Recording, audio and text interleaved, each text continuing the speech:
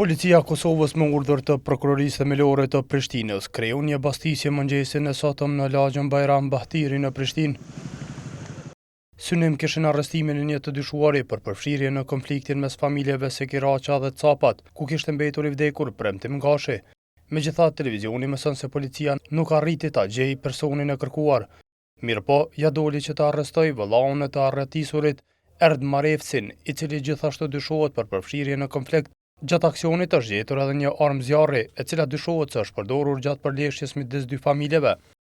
Gjatë bastisjes është arrestuar një person për veprën penale vrasje e rëndë në tentativë, sipas nenit 173 lidhur me nenin 28 dhe 31 të kodit penal të Republikës së Kosovës, si dhe mbajtja në pronësi, kontroll ose posedim të paautorizuar të armëve nga neni 366 i KPRK-s. Po ashtu gjatë kontrollit në vendin e ngjarjes është gjetur dhe sekuestruar një armë zjarri e tipit pistolet, për të cilën dyshohet se mund të jetë përdorur në kryerjen e veprës penale.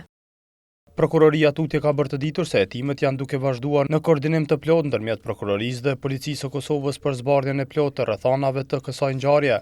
TVN ka mësuar se Erd Marevci është dënuar edhe në vitin 2021 për armbajtje pa leje nga gjykata themelore e Prishtinës.